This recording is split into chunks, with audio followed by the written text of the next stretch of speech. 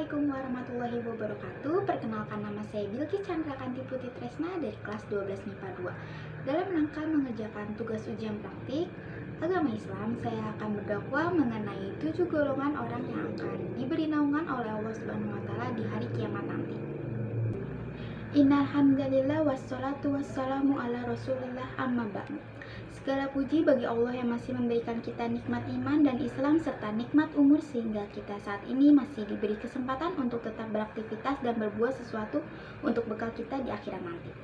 Pertama-tama marilah kita panjatkan puji dan syukur kehadirat Allah Subhanahu wa taala yang telah memberi nikmat iman, Islam dan ihsan. Salawat dan salam selalu tercurah kepada Nabi Muhammad SAW beserta keluarganya, sahabatnya, dan pengikutnya hingga akhir zaman. Para hadirin yang dirahmati Allah, ada hadis yang patut direnungkan pada kesempatan kali ini, yaitu mengenai mereka yang akan mendapatkan naungan Allah pada hari kiamat nanti. Yang dimaksudkan naungan di sini adalah naungan arsy Allah sebagaimana dikuatkan riwayatnya oleh Ibnu Hajar dalam Fathul Bari. An Abi Hurairah radhiyallahu anhu an-nabiyya sallallahu alaihi wasallam qala sab'atun yudillahumullahu fi dhillahi yauma la dhilla illa dhilluhu.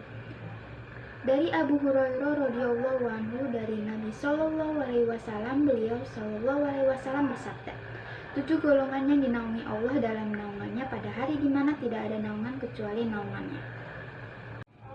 Berikut 7 orang yang diberi naungan oleh Allah di hari kiamat nanti. Pertama, yang akan mendapatkan naungan Allah adalah pemimpin yang adil. Pemimpin ini bersikap adil dalam hal amanat, ia benar-benar melaksanakannya dengan baik, tidak melampaui batas dan tidak meremehkan. Itulah pemimpin yang akan mendapatkan naungan Allah pada hari kiamat. Kedua adalah pemuda yang tumbuh dalam ketaatan pada Allah. Kenapa disebut pemuda? Karena pemuda memiliki nafsu yang tinggi pada dunia dan kebanyakan ia lalai dari akhirat. Kalau ada pemuda yang rajin berjamaah di masjid, rajin menghadiri sholat fajar, akhlaknya pun bagus kepada orang tuanya. Dialah pemuda yang jadi harapan akan mendapatkan naungan Allah pada hari kiamat nanti. Maka pantas saja Nabi Shallallahu Alaihi Wasallam memasukkan pemuda yang rajin ibadah dalam golongan yang akan mendapatkan naungan Allah pada hari kiamat. Ketiga adalah orang yang hatinya selalu terkait dengan masjid.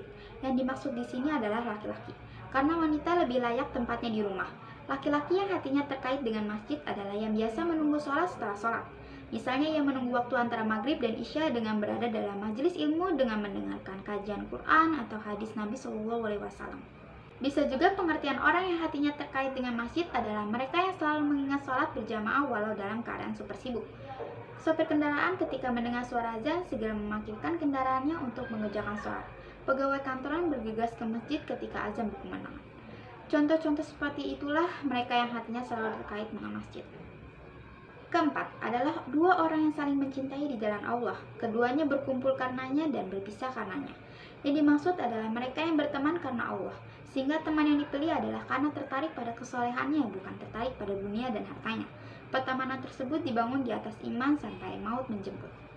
Kelima, ada seorang laki-laki yang diajak berzina oleh seorang wanita yang mempunyai kedudukan lagi cantik, lalu ia berkata, "Aku benar-benar takut kepada Allah." Ada hadis yang mengisyaratkan tentang kisah Nabi Yusuf alaihissalam dengan permaisuri Raja Mesir yang menggodanya. Kalau tidak dengan pertolongan dan perlindungan Allah, tentu Nabi Yusuf bisa saja terjerumus dalam zina. Maka kita bisa selamat dari maksiat hanya dengan pertolongan Allah. Ingatlah kalimat la haula wala quwwata illa billah. Apa maksud kalimat tersebut? Ibnu Mas'ud radhiyallahu anhu berkata, tidak ada daya untuk menghindarkan diri dari maksiat selain dengan perlindungan dari Allah. Tidak ada kekuatan untuk melaksanakan ketaatan selain dengan pertolongan Allah. Keenam, seseorang yang bersedekah dengan satu sedekah lalu ia menyembunyikan sehingga tangan kirinya tidak tahu apa yang diinfakkan tangan kanannya. Maksudnya, sedekah yang paling utama adalah sedekah yang dilakukan sembunyi-sembunyi. Lihatlah ibarat yang dinyatakan oleh Nabi Shallallahu Alaihi Wasallam.